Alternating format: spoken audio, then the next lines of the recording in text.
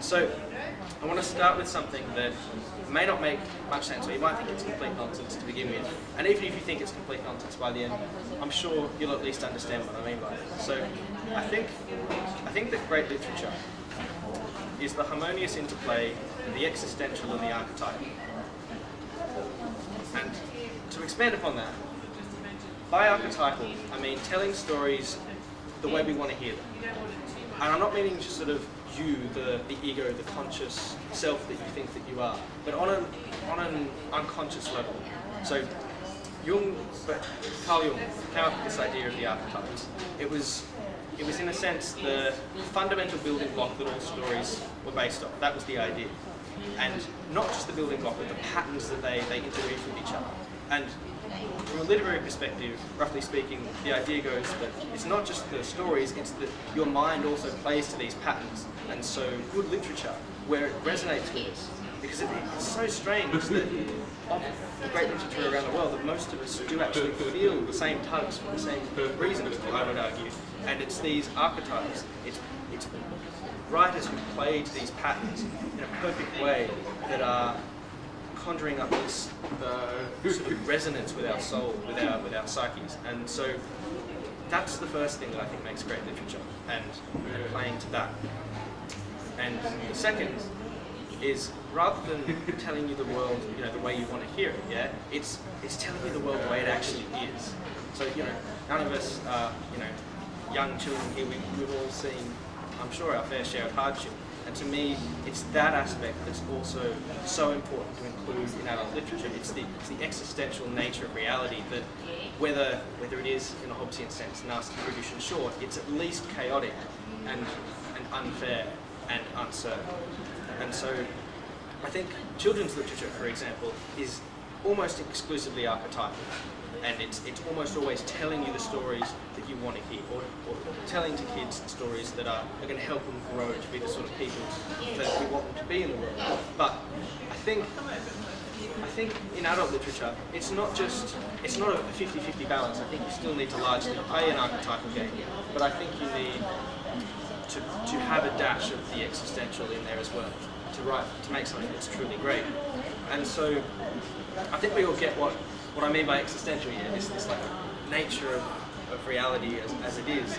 But I want to spend a bit more time now delving into the archetypal, because it's something that I suppose isn't so well known, and if you have heard of it, you might have heard just snippets of it here and there. So I want to explore especially two key things that I think scare people away from considering Jung's archetypes with respect to literature. The first is the idea that it's just a motif.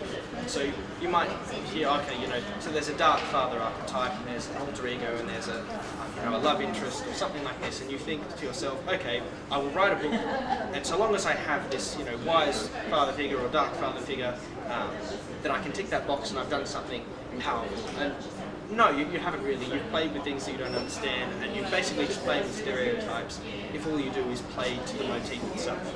To me, the first thing to understand about writing in an archetypal way is it's not about the individual motifs, it's about how they interplay, it's how they interact. And so it's about, how does the hero interact with the Dark Father, and with their interaction, how does potentially the Dark Father change or the hero change? And there are multiple permutations of that. But yeah, to me, it's about the interaction. That's where you get the predictive power of how your audience will be able to respond. And so,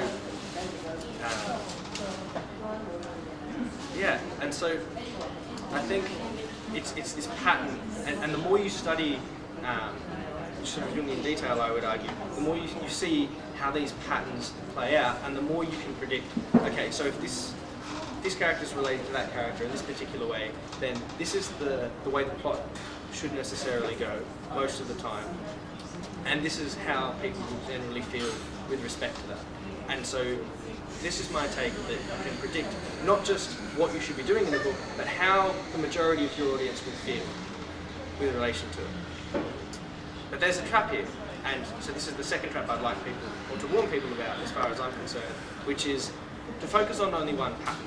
Now, there was a man by the name of Joseph Campbell who really popularised Jung, And I think he did a pretty bad job in some ways, in that he focused on the hero's journey. Now, the hero's journey wasn't, it was there in Jung, it's not like it wasn't, but there was more to Jung than just the hero's journey, and Campbell focused solely on that.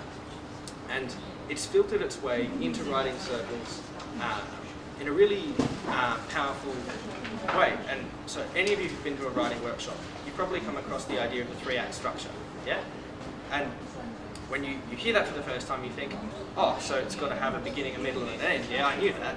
But inevitably, it's more than that. Whenever someone talks about the 3-act structure, they always get into the hero's journey. And so, you must have a call to action within the first, quarter or fifth of the book. Otherwise, the whole thing's nonsense, and you'll fail completely. Or, after that, the hero needs to, learn from their mistakes and have a few trials and grow as a person. And there's got to be, a death and rebirth, even if it's just symbolic. In the end, they'll have this dark final hour and self-transcend, and it'll all be wonderful. And that's one way you can write, and it is a template that works. And this is why so many authors are successful in following it. But, and I spoke to there's one author in particular who was really interesting, because she was really successful, and I said, well, how much psychology have you studied? You really understand the human mind. And she said, I haven't studied any. All I follow is the 3-act structure. And she explained it, and it came back to this Joseph Campbell's hero's journey, that she didn't understand it on the fundamental level of how the archetypes play with each other. All she knew is that she had a template that worked. So she's making way more money than I am, so feel free to ignore me and just go and find her, and she'll probably help you write something that's, dare I say it, going to be more commercially successful more quickly. But I don't want to play that game. I don't want to play the game of having a template that we know works and just run with that. I want to engage with writing as an art form and play with the fundamental level, like the fundamental tools of writing to still create things that are beautiful, even if you might not expect patterns that are coming, they still play to your psyche. That's, I suppose, what I'm really trying to do, which maybe is a brave thing for a first author to throw his hand in the ring to, but I'm trying it nonetheless. And so I don't think it's just me who's gone down this path, and I want to talk a little bit now. And tons of time. So I want to explore a little bit of what this actually means sort of when you're writing your characters in an archetypal way.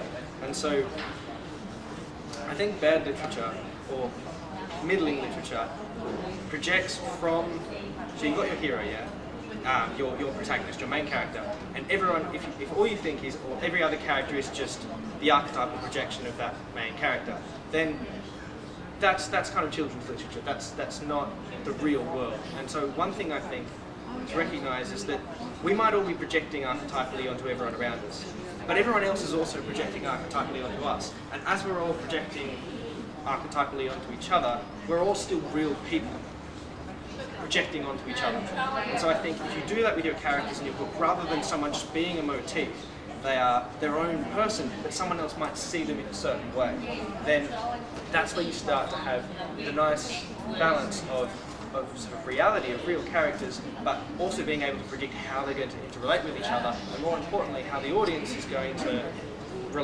how they're going to feel about the interaction. So if you want your audience to feel a certain way at a certain time, there are certain archetypal patterns you can play on to kind of, oh, I'm really glad that person got their comeuppance, or this is really tragic and I wish it didn't happen. And it's about creating those, I would say, those authentic characters who project onto each other but are still sort of true as best as you can make them. And one aspect of this is going beyond Campbell's hero's journey with your protagonist and being prepared to engage with multiple patterns of how these archetypes can play themselves out. So the hero's journey it's a success story, you could say, of things end up working out and succeed at the end of the day. But there are tragedies in literature too, yeah? There are plenty of patterns where things don't work out, and I think it's really useful to broaden your mind, partly so you've got these other tools that you can play with, especially so you can expand your characters to be multiple locus points, multiple heroes in and of themselves, to have their own tragedies, to have their own success stories, to have their own patterns playing themselves out. You don't just need to have one pattern. You might have one overarching one, but you don't just need one. You have multiple patterns, all interrelating, with every character having their own archetypal journey in relation to the world around them. And this, to me, is where I think literature is actually heading. And it's not just, I don't think it's just a fad or a trend. I think we are becoming increasingly complex with things like really long TV shows that people can just binge, or writing books that are 600 pages long, just have a whole series of them. We're having the option to sort of explore these multiple perspectives, which I think gets closer to the existential nature of what the world actually is. It's not all about you, yeah? It is about you, but it's also about everyone else who's in existence. And I think when literature starts to capture that, I suppose it becomes all the more beautiful for doing so. And so an example that I'll throw at you is, I really do think that A Song of Ice and Fire, Game of Thrones, this phenomenon that has taken the world by storm, one of the reasons it's so powerful is it's gone beyond just a single protagonist, and it's got all these different sort of internal hero's journeys that everyone's going on, but beyond the hero's journey, all these different patterns that are playing themselves out, and you can't tell who's going to have their comeuppance, or what tragedies are going to befall people. I think you can predict, actually, if you understand the archetypes, what's going to happen to people in that show. And this would be my point, that it's these sub-stories, these sub-patterns, and branching out from just a single individual that make it so powerful. And so here's a final in-joke with you, or sort of insight into why I call the book Ariadne. In that, and especially the first time you read it, you'll probably see it as her journey. And in a sense, it is her journey. In a very real sense, it is. But there's a subtlety to the book that I've tried to put in there, which is she lives in a world that, in a very real way, it's not all about her. And so that's one of the reasons why I felt, I'm sure a few of you have had different responses to the ending, but in one sense, to me, at least on one level, it's a bit of a tragedy, and it's partly her tragedy in the face of the existential, in the face of her sort of having to live in this existential world and make impossible decisions along the way. And she ends up, in one sense, coming to this tragic moment because of the decisions that she's made, even if she, in one sense, couldn't have made them any other way. And I partly feel like I can make this say, slightly different ending to what you expect. And I tried to set you up with an archetypal ending that you were wanting, and then dash it with the existential ending instead of what the real world actually gives you. And partly, I tried to do it partly to show that, the world, it's not always about you, it's not always about this main hero protagonist figure. And I think my generation, where we are often accused of being a selfish bunch and thinking about ourselves, or if not us, then the way the modern world is, it's all about you.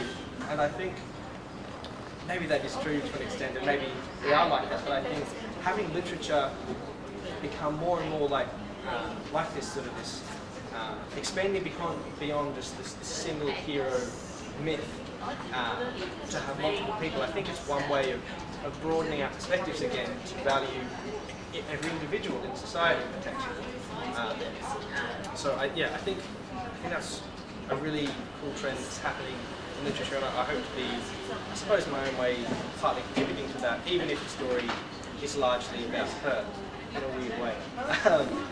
So I think I've probably gone a bit quick for you all, but I want to end with a quote from the book. I originally wasn't going to put any quotes into the talk because I feel very strange doing that, reciting your own work.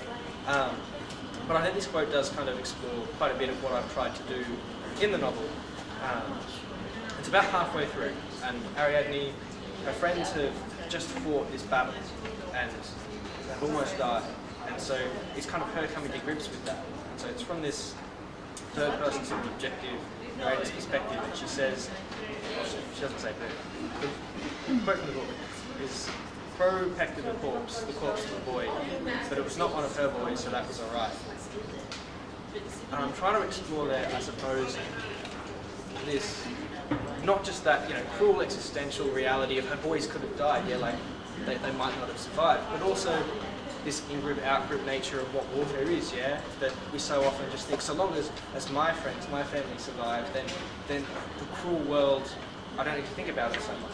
But also that, you know, we're all flawed and we think in this way as well, and just to try and explore that, you know, you might be the protagonist of your story, but you don't necessarily have all the answers from the world either, and it's really worth, I suppose, not thinking about yourself just as the hero who's going to change the world. To think you're very much a product of the culture that you're in,